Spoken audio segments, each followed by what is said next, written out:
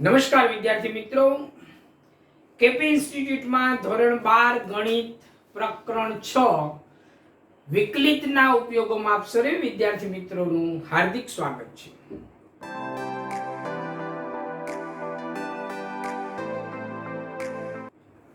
મિત્રો, આજે આપણે વિકલિતના ઉપયોગોની અંદર વક્રના કોઈ પણ બિંદુ આગળ સ્પર્શક કેવી રીતે મેળવાય, એ સ્પર્શક મળે તો એનો ઢાળ શું હોય, એ સ્પર્શકના સ્પર્શ બિંદુ આગળ અભિલંબ શું છે, એ બધી ચર્ચાઓ આપણે કરવાની છે.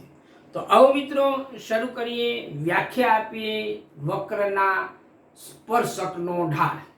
ચલો મિત્રો, આપણે વક્રના કોઈ પણ બિંદુએ સ્પર્શકનો ઢાળ એની વ્યાખ્યા આપવી છે. નો ડાઉટ મિત્રો, આપણે 5મા પ્રકરણની અંદર જ્યારે મધ્યકમાન પ્રમેય અને રોલના પ્રમેયની ચર્ચા કરી એ વખતે મેં સ્પર્શકનો ઢાળ શું કહેવાય એની ડિટેલ ચર્ચા ત્યાં આગળ કરી છે. બરાબર. હું અહીંયા માત્ર વ્યાખ્યા આપીશ કે ધારો કે આપણી પાસે કોઈ એક આ વક્ર આપ્યો છે યામ સમતલની અંદર, x અક્ષ y અક્ષ, અને અહીંયા કોઈ એક વક્ર આપણને આપ્યો છે. તો વક્ર ઉપર આપણે કોઈ પણ એક બિંદુ અહીંયા નિશ્ચિત કરી લઈએ, આ બિંદુ, અને નિશ્ચિત બિંદુ છે એટલે એને હું x0 y0 કહીશ. બરાબર. આ ફિક્સ બિંદુ થઈ ગયું છે. હવે x0 y0 ક્યાંય ખસવાનું નથી. તો આ બિંદુ આગળ જે આપણને સ્પર્શક મળે છે, એ સ્પર્શક કયો મળશે? તો અહીંથી આપણે આ રીતે આમ જવાનું છે. સ્પર્શક એટલે વક્રને એક જ બિંદુએ સ્પર્શે. મારે આકૃતિ દોરવામાં થોડી તકલીફ પડે છે.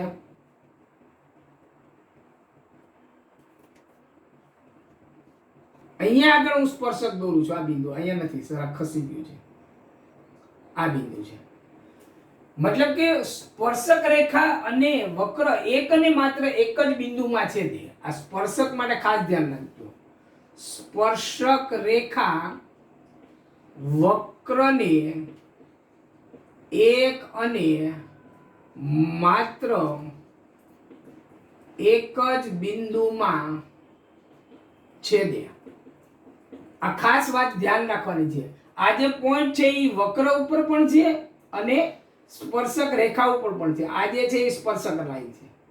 આ સ્પર્શક છે આપણો, અને આ આપણો વક્ર છે.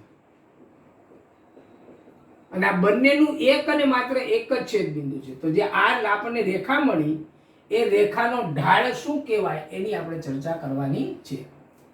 હવે વક્રની આપણે y fx કહીશું. સામાન્ય રીતે આપણે વિધેય કહીએ છીએ, પણ પ્રત્યેક વિધેયનો આલેખ દોરી શકાય. બરાબર. અને એ જે આલેખ બને એ એક વક્ર બને છે. એટલે અહીંયા આગળ આપણે વ્યાખ્યા આપીએ, જો કોઈ વક્ર y fx પર કોઈક બિંદુ આપણને શું કીધું છે? કોઈ પણ બિંદુએ સ્પર્શકનો ઢાળ જોઈએ. એટલે આ વક્ર ઉપર હું ગમે તે બિંદુ પસંદ કરી શકું. આમ અહીંયા x0 y0 અહીંયા જ લેવું જરૂરી નથી. આ કોઈ પણ જગ્યાએ બિંદુ હોય તો કોઈક બિંદુ x0 y0 લઈએ તો x0 y0 આગળ વક્રના સ્પર્શક નો ઢાળ f'(x0) કહેવાય.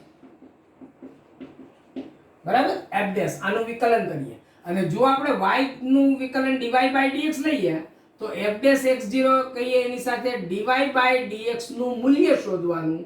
ક્યાં આગળ? x0 y0 આગળ. હવે સ્પષ્ટ છે કે fx નું જે આપણને સૂત્ર આપવામાં આવશે, બરાબર, એ સૂત્રમાં x વાળા પદો જ હશે. એટલે આપણે x0 ની જ કિંમત મૂકીશું, y0 ની કિંમત મૂકશું નહીં. એટલે અહીંયા આપણે જો લખ્યું છે f'(x0), આપણે દાખલા જોઈશું ત્યારે ખબર પડશે. તો આ dy/dx x0 y0, આ જે મૂલ્ય આવે છે એ મૂલ્યને શું કહેવામાં આવે છે? સ્પર્શકનો ઢાળ કહેવામાં આવે છે. બરાબર. અને આના ઉપર આપણે એકાદ બે નોંધ લઈએ તો જો f'(x0) અથવા તો dy/dx x0 y0 આ મૂલ્ય શૂન્ય હોય તો એનો મતલબ શું થયો? કે સ્પર્શકનો ઢાળ શૂન્ય છે. અને સ્પર્શકનો ઢાળ શૂન્ય છે મતલબ શું? શૂન્ય ઢાળવાળી રેખા કઈ હોય? તો x અક્ષને સમાંતર હોય. અને ઢાળવાળી રેખા છે એને સ્પર્શે છે એટલે સ્પર્શક રેખા એક્સ અક્ષને સમાંતર છે. તો સ્પર્શક એક્સ અક્ષને સમાંતર છે. આ ખાસ મિત્રો યાદ રાખવાનું છે. 11મા ધોરણમાં યામ ભૂમિતિ વખતે આપણે ભણ્યા હતા કે જે રેખાનો ઢાળ શૂન્ય હોય તે રેખા એક્સ અક્ષને સમાંતર રેખા કહેવાય. એટલે અહીંયા સ્પર્શકનો ઢાળ 0 છે તો સ્પર્શક એક્સ અક્ષને સમાંતર છે. આ પહેલી નોંધ. બીજી નોંધ આપણે લઈએ, જો f'(x) = dy/dx x0 y0 આ વ્યાખ્યાયિત ન થતું હોય એટલે કે છેદમાં શૂન્ય થઈ જતું હોય, આપણે ગણતરી કરીએ એ વખતે છેદમાં શૂન્ય થતું હોય અથવા તો 1/∞ આને કહીએ, જો આટલું થતું હોય તો સ્પર્શક એક્સ અક્ષને લંબ છે, એક્સ અક્ષને લંબ છે અથવા તો વાય અક્ષને સમાંતર છે. એક્સ અક્ષને આપણે લંબ કહીએ કે વાય અક્ષને આપણે સમાંતર કહીએ, બંનેનો મતલબ એક જ થાય. બરાબર? પણ આપણે એક્સ અક્ષને ધ્યાનમાં લઈને આપણે ચર્ચા કરીએ છીએ એટલે હું અહીં વાય અક્ષનો ઉલ્લેખ નથી કરતો. તો સ્પર્શક એક્સ અક્ષને લંબ છે. બરાબર? ત્રીજી વાત આપણે કરીએ, જો f'(x0) = dy/dx x0 y0 આ ધન હોય, આ મૂલ્ય ધન હોય તો સ્પર્શક એક્સ અક્ષ સાથે લઘુકોણ ખૂણો બનાવે. લઘુકોણ ખૂણો બનાવે. જો કે ઢાળને આપણે tan θ પણ કહીએ છીએ. બરાબર? એટલે બીજા અર્થમાં આપણે કહીએ તો ધેટ ઇઝ tan θ આપણો ઢાળ છે. tan θ = dy/dx x0 y0 is greater than 0. tan θ ધન છે મતલબ કે થીટા જે છે એ 0 થી π/2 માં છે. પ્રથમ ચરણમાં tan θ ધન છે. બરાબર?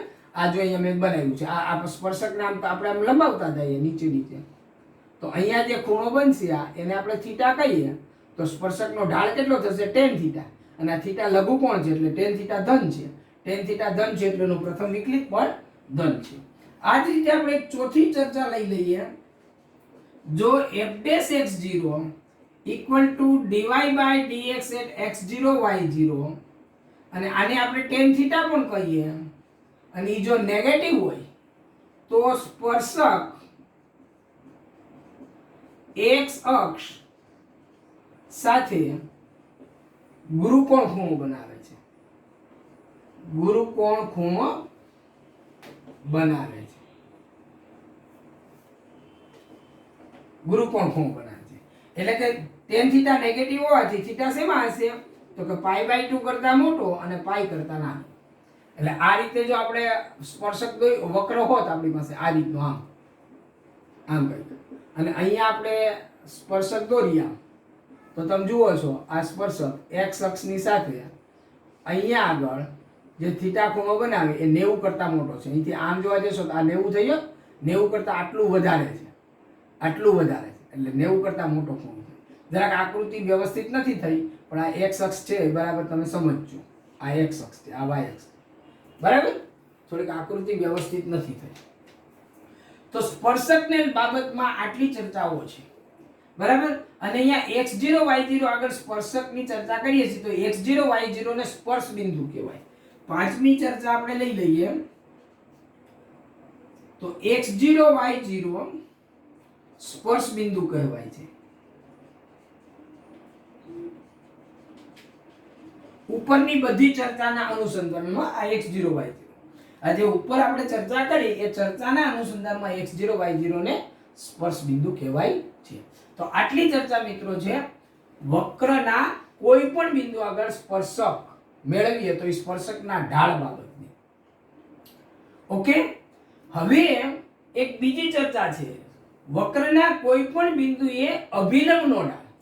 અભિલંબ કોને કહેવાય તો કે જ્યાં સ્પર્શક મળતો હોય એ સ્પર્શ બિંદુ આગળ જો સ્પર્શક રેખાને લંબ રેખા લેવામાં આવે, સ્પર્શકને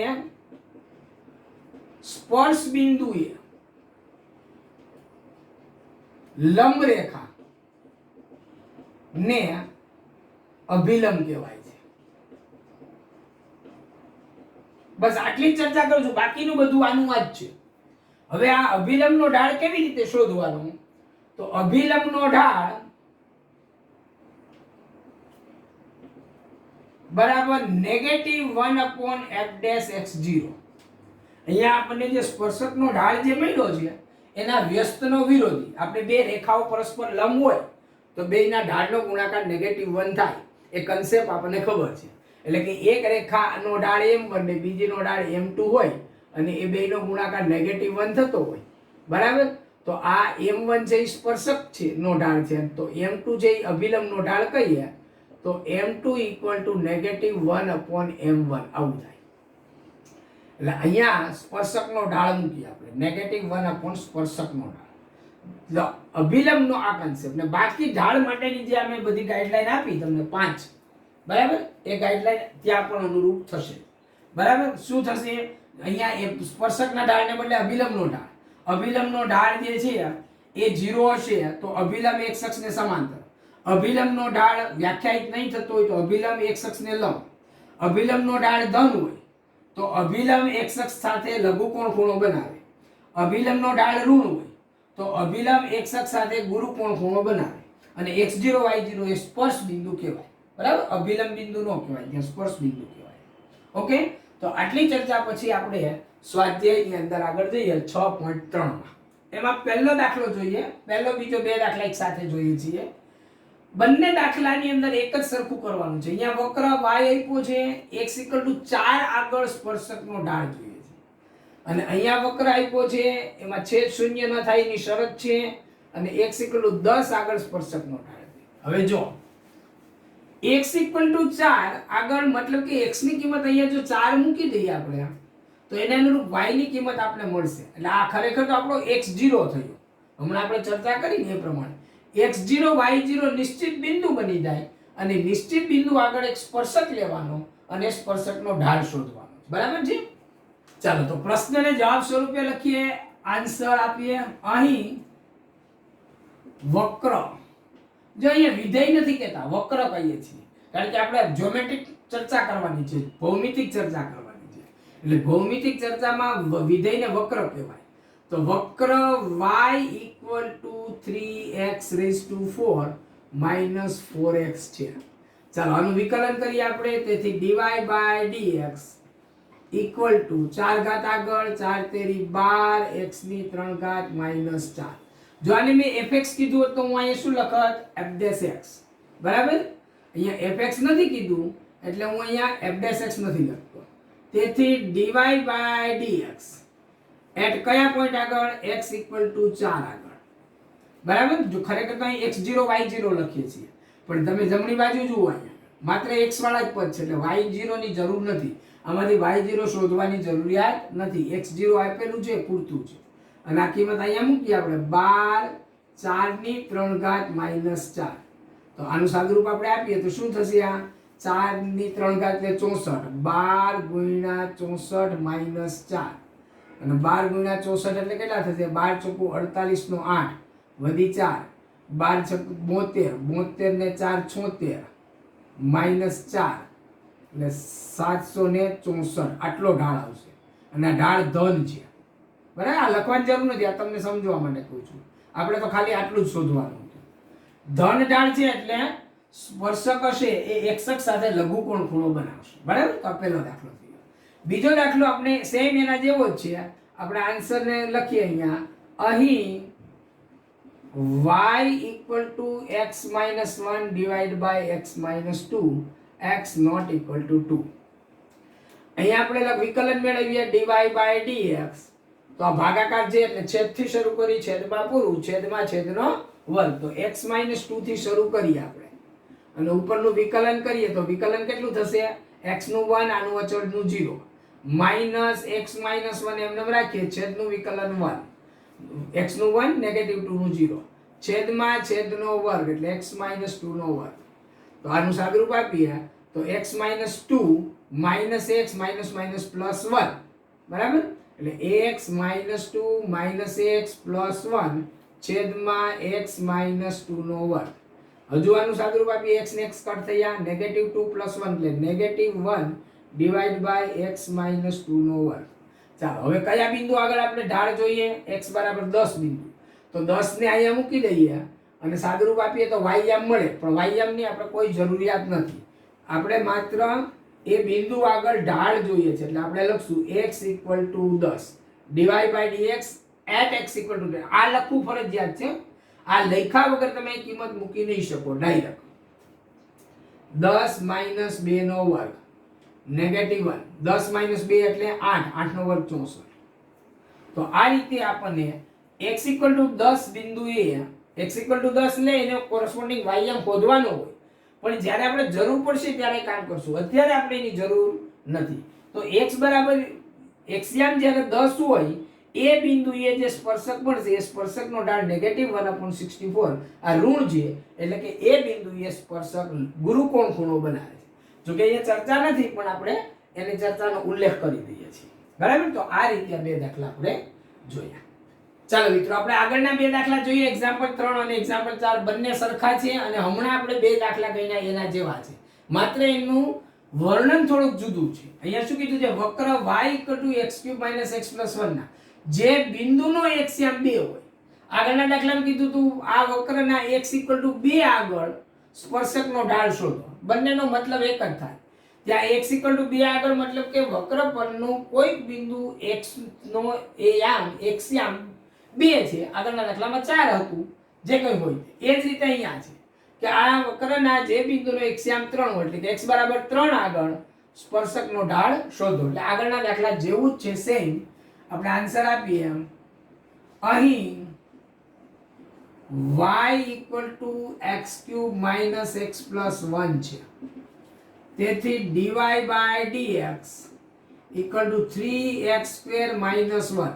3 ઘાત આગળ 1 ઓછું x નું વર્ગ, અને તેથી dy by dx at x = 2. બિંદુનો એક્સ્યામ 2 એટલે x = 2 હોય, x0 y0 આપણે લખીને x0 y0 બિંદુ આગળ સ્પર્શકનો ઢાળ એટલે x0 = 2. એટલે x = 2 અહીંયા મૂકીએ તો 3 2² - 1 લાગે કેટલું થયું? 2 નો વર્ગ 4, 4 તેરી 12 - 1 એટલે આ થયું 11.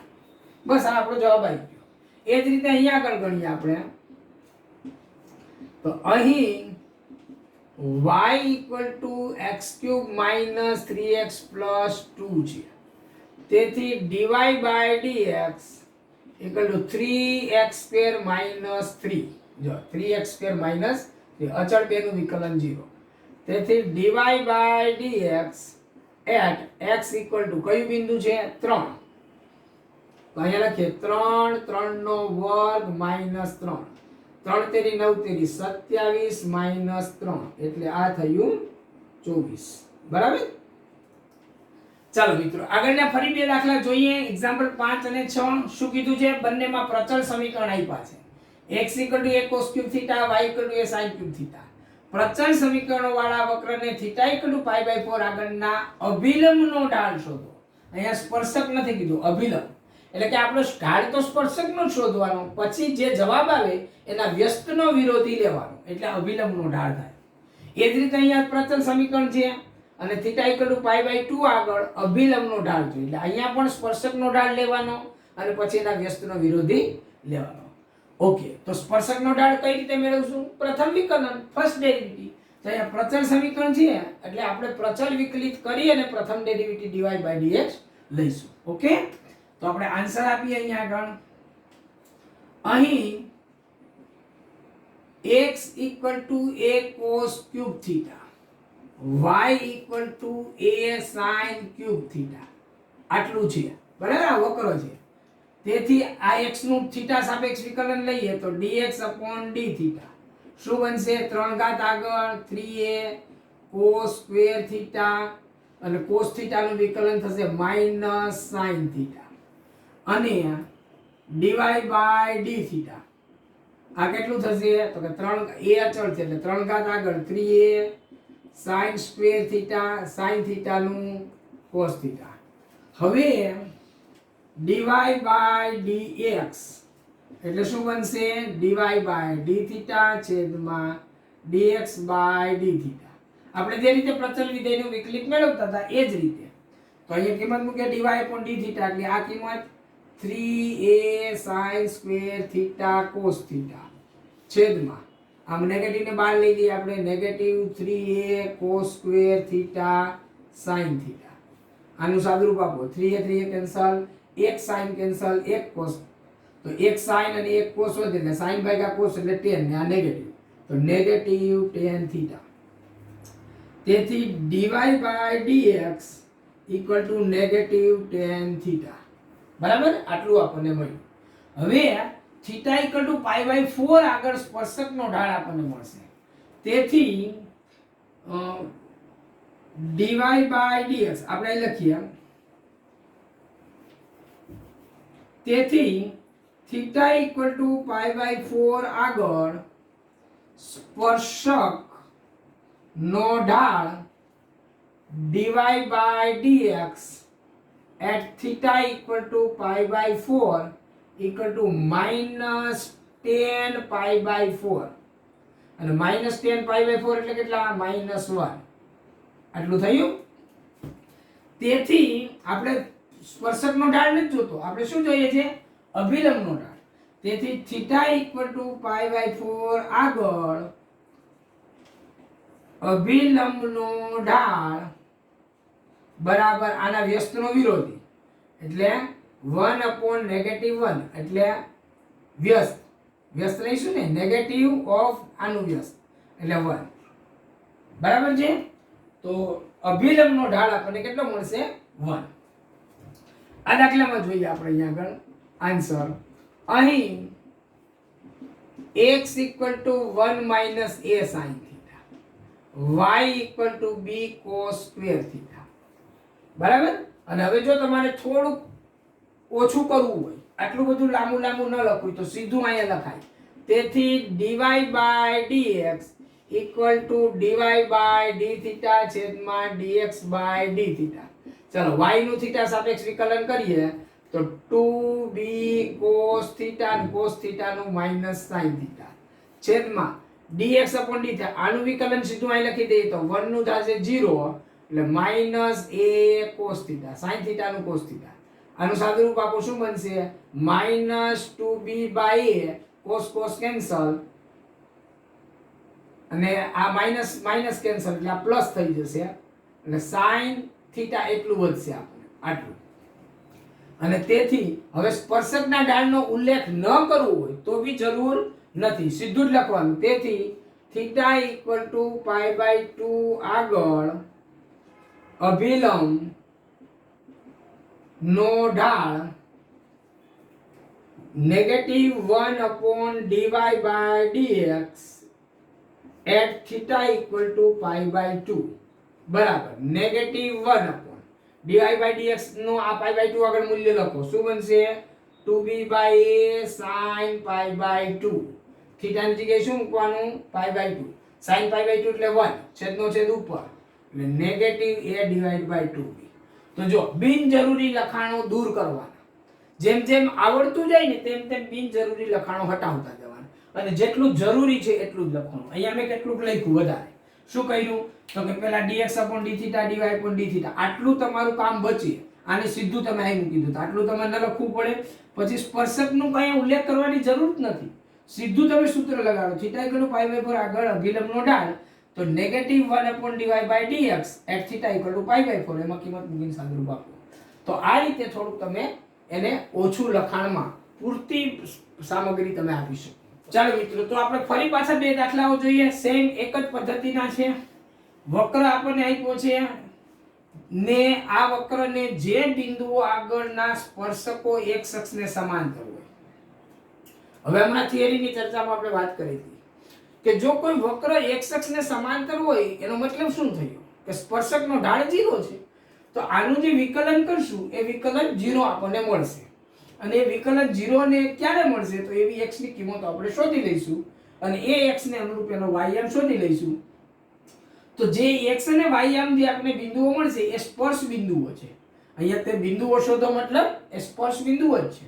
અને આ બાજુ પણ એના જેવો જ દાખલો છે, પણ અહીંયા થોડોક જુદો છે. અહીંયા સ્પર્શક છે એ x અક્ષને સમાંતર છે અને અહીંયા સ્પર્શક છે આ બિંદુને જોડતી જીવાને સમાંતર છે. હવે જોડતી જીવા કહીએ કે જોડતો રેખાખંડ કહીએ, બરાબર? તો બંને દાખલા એક જ રીતના છે. તો આપણે અહીંયા જોઈએ, આન્સર આપીએ. અહીં વક્ર y equal to x cube minus 3x square minus 9x plus 7 છે. તેથી dy by dx equal to, આમાંથી વિકલન કરીએ શું આવશે? 3x square, આમાંથી 3 દુ 6x minus 9. આટલું આપણે વિકલિત મળ્યું. હવે કયા બિંદુએ સ્પર્શક આપણે લેવાનો છે ખબર નથી, પણ જે કોઈ બિંદુએ સ્પર્શક છે એ સ્પર્શક આપણે કેવો લેવાનો છે? x અક્ષને સમાંતર. હવે જે બિંદુએ સ્પર્શક x અક્ષને સમાંતર હોય ત્યાં ઢાળ કેટલો છે આપણો? dy by dx equal to 0 છે. અને તો dy by dx ની આ કિંમત મૂકી આપણે 3x square minus 6x minus 9 equal to 0. આમાંથી 3 કોમન કાઢીને 0 સાથે જવા દઈએ તો x square minus 2x minus 3 બરાબર 0. આના બે અવયવ પાડી દઈએ તો x minus 3x plus 1 equal to 0. A check કરજો, x નો વર્ગ ઓછા 3 વત્તા 1 એટલે ઓછા 2, ઓછા 3 ગુણ્યા 1 એટલે ઓછા 3 બરાબર છે. તો x equal to 3 અથવા x equal to -1. તો બે બિંદુઓ મળ્યા. આ વક્રના બે બિંદુઓ આગળ જે સ્પર્શક x અક્ષને સમાંતર આવશે. x બરાબર 3 હોય ત્યારે y યામ કેટલો હશે એ આપણે જોવાનું. હવે x બરાબર 3 તો y બરાબર કિંમત મૂકતા જવાની. 3 તેરી 9 તેરી 27 માઈનસ 3 તેરી 9 તેરી 27 માઈનસ 9 તેરી 27 વત્તા 7 એટલે કેટલું થશે? 27 27 કેન્સલ, નેગેટિવ 27 માં 7 એટલે નેગેટિવ 20. અને x equal to -1 તો y equal to, અહીં -1 મૂકો એટલે -1, અહીંયા -1 નો વર્ગ પોઝિટિવ એટલે -3, અહીંયા -1 ને -1 એટલે +9 +7 equal to, જુઓ 3 ને 4 -4, 9 માંથી 4 કાઢો એટલે 5, 7 ને 5 12 એટલે 12. તેથી માગેલ બિંદુઓ કયા મળ્યા? x યામ 3, એને અનુરૂપ y યામ કેટલો? -20, અને x યામ -1 તો એને અનુરૂપ y યામ 12. તો આ બે બિંદુઓ શોધવાના છે. તે બિંદુઓ શોધો તો તે બે બિંદુઓ આપણને મળ્યા. બરાબર? બિલકુલ સહેલો દાખલો છે. માત્ર કન્સેપ્ટને બરાબર સમજવાનું કે x અક્ષને સમાંતર સ્પર્શક છે એટલે ઢાળ 0 થવાનો છે. આટલું આવડી જાય એટલે બાકીનું તો સહેલું છે. આ બાજુ જોઈએ આપણે. અહીં વક્ર y equal to x minus 2 square છે. તો આમાંથી આપણે વિકલન કરીએ. તેથી dy by dx equal to 2 times x minus 2. x નું 1, 2 નું 0 આટલું મળશે. હવે સ્પર્શક 2 0 અને 4 4 ને જોડતી જીવાને સમાંતર છે. જીવાને સમાંતર છે. તેથી સ્પર્શકનો ઢાળ આપણે કેટલો મળશે? તો કે આ બે બિંદુઓને જોડતી જે રેખા બનશે એનો ઢાળ. સમાંતર રેખાના ઢાળ સમાન હોય, આપણને ખબર છે, 11મા ધોરણમાં આપણે ભણ્યા હતા. જો બે રેખા સમાંતર હોય તો બંને એમના ઢાળ કેવા હોય? સરખા. તો આનો જેટલો ઢાળ થાય એટલો ઢાળ આ થશે. તો આનો ઢાળ કેટલો થશે? કે 4 - 2 4 - 0 y યામની બાદબાકી ભાગ્યા એ જ ક્રમમાં x યામની બાદબાકી. આપણે આ ખબર છે 11મા ધોરણમાં. y યામની બાદબાકી ભાગ્યા એ જ ક્રમમાં x યામની બાદબાકી. એટલે આ થશે 4 / 4 - 2 એટલે 2, 4 ભાગ્યા 2 એટલે 2. તો સ્પર્શકનો ઢાળ કેટલો છે? 2 છે. તેથી આનો નંબર આપણે આપી દઈએ 1 અને આને કહીએ 2. તો 1 અને 2 પરથી 1 અને 2 પરથી જો સ્પર્શકનો ઢાળ 2 છે અને આ સ્પર્શકનો ઢાળ dy/dx કહેવાય. તો 2 into x minus 2 2 into x minus 2 equal to 2. 2 ને 2 કેન્સલ થયા. તો x minus 2 equal to 1. તો x equal to 3. તો x equal to 3 ને અનુરૂપ સ્પર્શક બિંદુ જોઈએ છે આપણે, સ્પર્શ બિંદુ. તો x equal to 3 આમાં મૂકીએ. તો x equal to 3 તો y equal to 3 minus 2 નો વર્ગ એટલે 3 minus 2 એટલે 1 નો વર્ગ 1. તેથી માગેલ સ્પર્શ બિંદુ x યામ 3 અને y યામ 1 છે. બરાબર? તો આ રીતે આ પ્રશ્ન થશે. જે રીતે આગળનો છે એ જ રીતનો આ પ્રશ્ન છે. બરાબર? ચાલો મિત્રો, તો આપણે આગળનો પ્રશ્ન જોઈએ. Example number 9. વક્ર x³ - 11x + 5 ના કોઈ બિંદુ આગળનો સ્પર્શક આપણને આપી દીધો છે, y = x - 11 છે. તો વક્ર પરનું તે બિંદુ શોધો. તો સ્પર્શક આપણને આપ્યો છે અને સ્પર્શકનું સમીકરણ આપણને m ઢાળ y = mx + c આ સ્વરૂપે આપ્યું છે. તો આનો ઢાળ કેટલો થયો? x નો સહગુણક m. બરાબર? ઢાળ બરાબર કેટલો થાય? x નો સહગુણક m ને આપણે ઢાળ કહેવાય. તો અહીંથી આપણે સ્પર્શકનો ઢાળ 1 આપણને આપી દીધો છે. બરાબર? અને પછી આપણે ગણવાનું છે. તો આન્સર લઈએ. અહીં વક્ર y = x³ - 11x + 5 છે. તેથી dy/dx = 3x² - 11. હવે વક્રનો સ્પર્શક y = x - 11 છે. તેથી સ્પર્શકનો ઢાળ dy/dx at some point x0 y0 આપણે કયું બિંદુ ખબર નથી, કેટલો છે? 1 છે. અહીંયા x નો સહગુણક 1, તો સ્પર્શકનો ઢાળ 1 છે. અને આમાંથી આપણે dy/dx at x0 y0 લઈએ તો આ શું બનશે? અહીંયા કિંમત મૂકીએ. તો 3x02 - 1 = 1. એટલે આમાંથી શું બનશે? અહીંયા 11 છે. 11 આ બાજુ જાય એટલે 12 થશે. 3x02 = 12. This implies that x02 = 4. This implies that x0 = 2 અથવા -2. આ બે માંથી એક છે. બરાબર? અથવા તો બે પણ હોઈ શકે, અથવા તો બે માંથી કોઈ એક હોઈ શકે. તો કયું બિંદુ છે એ આપણે શોધવાનું છે. ચાલો, તો x0 = 2. તો x0 y0 વક્ર ઉપર છે. બરાબર? તો y0 = કેટલું થશે? આપણે ચેક કરીએ. અહીંયા x0 = 2 લીધો તો x0 ને અનુરૂપ y0.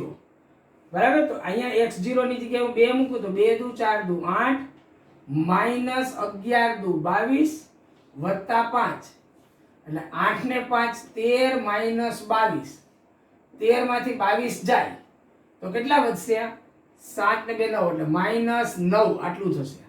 તેથી x0 y0 = x0 2 અને y0 -9. હવે આ બિંદુ જોવાનું કે આ બિંદુ સ્પર્શક ઉપર છે. જો હોય તો જ એ આપણું માંગેલું બિંદુ થાય. આ બિંદુ y = x - 11 માં મૂકતા ચેક કરો તો y ની જગ્યાએ -9 = x ની જગ્યાએ 2 -11 2 -11 એટલે -9 જે સત્ય છે. તેથી 2 - 9 માગેલ બિંદુ છે. અને હવે x0 = નેગેટિવ લેવાનું. અહીંયા આગળ આ જ પ્રમાણે x0 = -2 લઈ ચેક કરો. આ હોમવર્કમાં તમારે આટલું તમને હોમવર્ક આપું છું. આ -2 લેશો તો એને અનુરૂપ y યામ કયો આવશે? અહીંયા -2 મૂકો, અહીંયા -2 મૂકો, સાદુરૂપ આપો અને એનો y યામ લો. જે આવે એ પછી આમાં મૂકીને ચેક કરો. જો બેયની ઉપર આવેલું બિંદુ હોય, મેં તમને કીધું તો સ્પર્શ બિંદુ વક્ર ઉપર અને સ્પર્શક રેખા ઉપર બંને ઉપર છેદતું બિંદુ એક અને માત્ર એક જ હોય. જો આ રીતે આપણે વક્ર લીધો હોય અને એનો આ સ્પર્શક હોય તો આ જે સ્પર્શ બિંદુ છે એ વક્ર ઉપર હોય અને સ્પર્શક ઉપર બેયની ઉપર હોય. એટલે બેયનું સમાધાન કરે, x0 y0 બંનેનું સમાધાન કરે, વક્રનું સમાધાન કરે અને સ્પર્શકનું પણ સમાધાન. જો વક્ર ઉપર હોય અને સ્પર્શક ઉપર ન હોય તો એ સ્પર્શ બિંદુ ના કહેવાય. બરાબર છે? એટલે એ પ્રમાણે આ તમારે ચેક કરવાનું છે. અને આ સાથે આપણે આ એક્સરસાઇઝના 9 પ્રશ્નોની ચર્ચા કરી. ખૂબ જ સહેલા પ્રશ્નો છે, બિલકુલ અઘરા નથી. થોડી પ્રેક્ટિસ કરવાની જરૂર છે અને કન્સેપ્ટને સમજવાની જરૂર છે.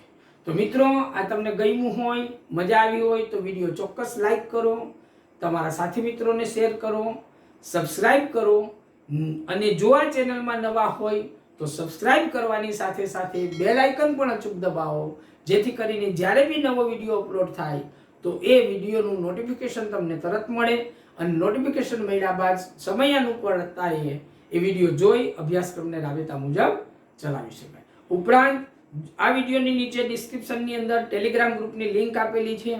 જો એ લિંક ટેલિગ્રામ ગ્રુપમાં તમે જોડાયેલા ન હોય તો એ લિંક દ્વારા ટેલિગ્રામ ગ્રુપમાં જોડાઈ જજો, જેથી કરીને અહીંયા જે કંઈ પણ બોર્ડ વર્ક થાય છે એની પીડીએફ ફાઇલ તમને મળી શકે અને એ પીડીએફ ફાઇલ તમને નોટ્સ બનાવવામાં મદદરૂપ થઈ શકે.